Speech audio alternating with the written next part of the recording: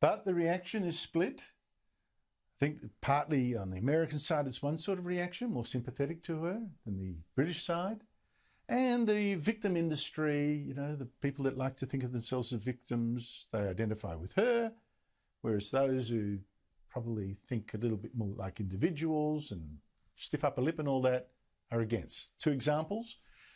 Serena Williams, who also got an invite to Meghan Markle's wedding. I mean, it seems that her family didn't, but any useful little star did. She said, Meghan Markle, my selfless friend, lives her life and leads by example with empathy and compassion. She teaches me every day what it means to be truly noble. Her words illustrate the pain and cruelty she's experienced. Noble. Noble, that was noble.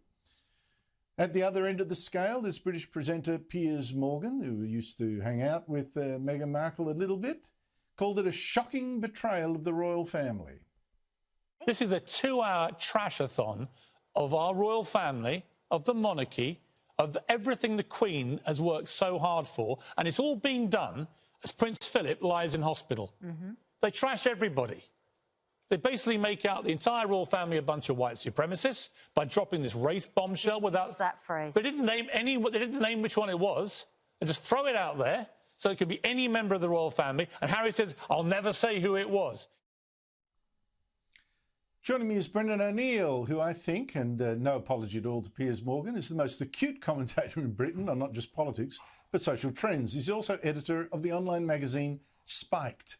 Brendan, it's great to catch up with you. I hope you're not going to prove me completely a fool in my own conclusions, but what was your impression of the interview?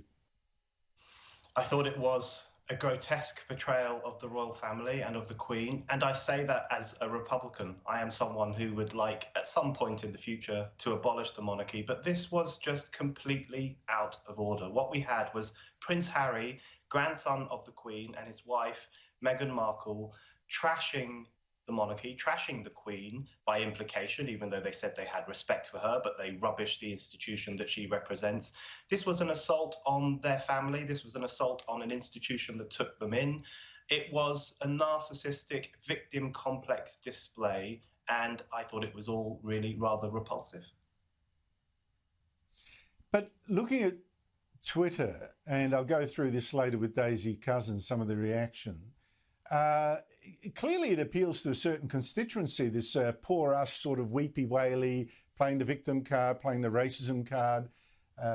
All that did appeal to a lot of people, it seems. What harm might this interview have done? I think it will do a fair amount of harm, actually, because a lot of the media and the Twitterati and the social media and all those new influential outlets, I think they will be on the side of what Meghan Markle represents. And what Meghan Markle represents is the contemporary culture of narcissism, the obsession with self-reflection, the obsession with the self, the victim industry, as you refer to it, where she now wants to be the queen of that industry, essentially, by presenting herself as having had an incredibly hard life living in all these palaces. You know, I think a lot of people will warm to that idea, even though I think it is grotesque, because it's trendy now to be a victim. It's trendy to be someone who claims to have been hurt, to be someone who displays their wounds in public and advertises their emotions and signals their virtue.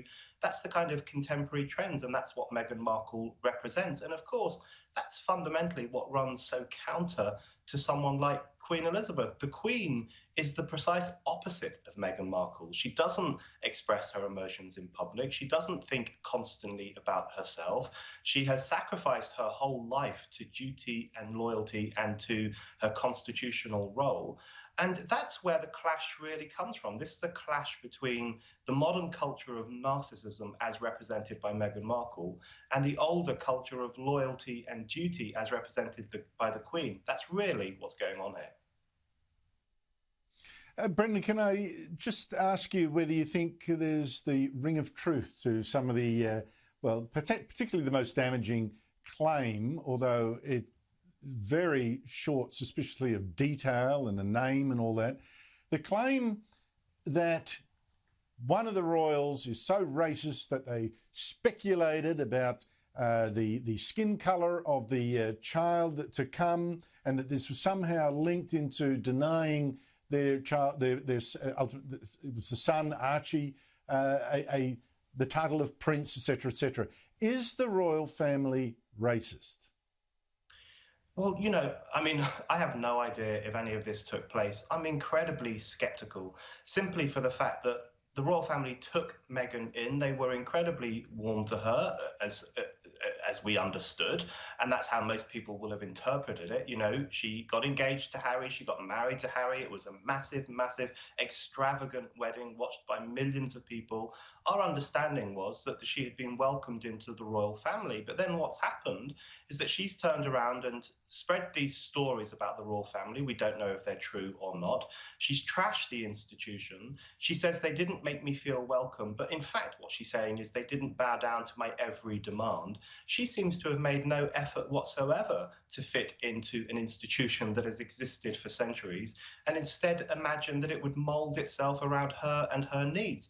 I'm sorry, but that's not how the world works. And I think a lot of people will watch this interview, and what they will see is a very wealthy duchess in the unbelievably luxurious surrounds of a billionaire's mansion, talking about how much of a victim she is at a time when 40 million Americans have lost their jobs, millions of people around the world have been plunged into poverty as a result of lockdowns, people are struggling, they don't know what the future holds. They are going to look at this and think, this is a bit of a grotesque spectacle. And I will agree with them, I think it was. I just couldn't believe, too, the sense of entitlement, like, you know, our son, the grandson, or great-grandson of the Queen, should be named a prince. And, you know, the sense that it should have all gone around her. She's not... Look, there's the Queen, then there's Prince Charles, then there's Prince William, and then Harry is just the second son there, so he's not even direct line, and she's his wife. And she seems to think that the whole thing was about her, which is so many degrees removed. It's just so extraordinary.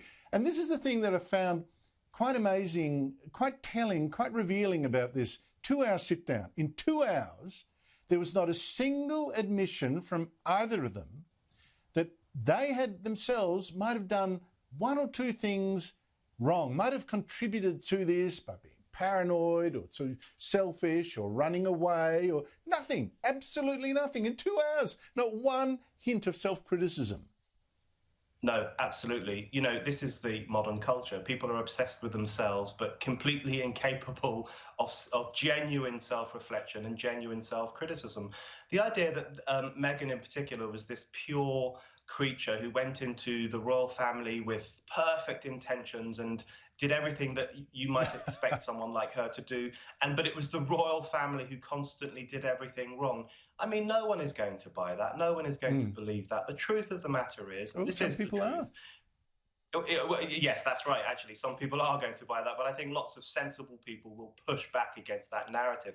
But this is the truth. The truth is that British people took Meghan to their hearts when she came to this country and when she got engaged to Prince Harry and when they got married. That was watched by millions. People were incredibly warm to her. The only time that the media and people in general pushed back against Meghan was when she started to become very politically outspoken. She started to use her royal platform to lecture us about the environment and feminism and mental health while jetting around in private jets to lots of swanky holiday homes in the south of France. That's when people said, she's actually a bit of a hypocrite. She's too outspoken, and you're not supposed to be outspoken if you're a member of the royal family. That's the deal we've made historically in this country.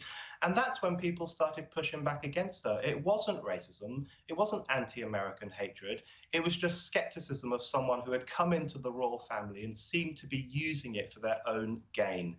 That's when people got angry. And I think some of those same people will now be even angrier with her following this interview.